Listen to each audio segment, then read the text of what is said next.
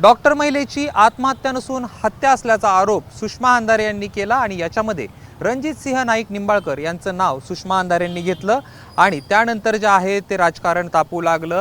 फलटणमध्ये प्रशासकीय दहशत रणजित सिंह नाईक निंबाळकरांची असल्याचा आरोप देखील सुषमा अंधारे यांनी केला। त्याचप्रमाणे अनेक नेत्यांनी जे आहे ते रणजित सिंह नाईक निंबाळकर यांच्यावरती आरोपाच्या फैरी झाडल्या।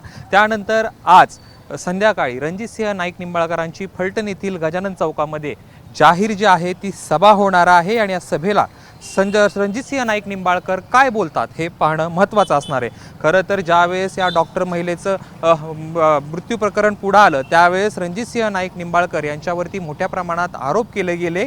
खरं तर ह्या रणजित सिंह नाईक निंबाळकरांवर केले गेलेले आरोप हे रामराजे यांनी करायला लावलेले आहेत असे जे आहेत ते इथले स्थानिक नेते सांगतायत। मात्र रामराजे यांनी खंडन केलेलं आहे। त्याच पद्धतीनं रणजित सिंह नाईक निंबाळकरांवरती जे आरोप होत आहेत त्याचं देखील खंडन रणजित सिंह नाईक निंबाळकरांनी केलेलं आहे। मात्र सातत्यानं वेगवेगळ्या प्रकरणातून राजकीय दहशत कशी आहे याचा जो आहे तो सातत्यानं सुषमा अंधारे असतील, महबूब शेख असतील हे सांगताना आपल्याला पाहायला मिळत आहेत। आणि त्याच पार्श्वभूमीवर आज जे आहे ते संध्याकाळी रणजित सिंह नाईक निंबाळकरांची फलटणच्या ऐतिहासिक अशा गजानन चौकामध्ये जी आहे ती खुली चर्चा होणार आहे, सभा पार पडणार आहे। तर सकाळच्या सत्रामध्ये सुषमा अंधारे यांच्या उपस्थितीमध्ये पोलीस ठाण्यावरती मोर्चा देखील काढण्यात आलेला आहे। त्याच्यामुळे सुषमा अंधारे पोलीस ठाण्यात काय बोलतात आणि त्याला रणजित सिंह नाईक निंबाळकर काय उत्तर देतात हे पाहणं महत्त्वाचं असणार आहे। असं जरी असलं तरी फलटणचं राजकारण, स्थानिक राजकारणात अनेक आता आरोप प्रत्यारोप गेल्या काही दिवसापासून होत आहेत, त्याला रणजित सिंह नाईक निंबाळकर कशा पद्धतीने उत्तर देतात हे देखील पाहणं महत्त्वाचं असणार आहे।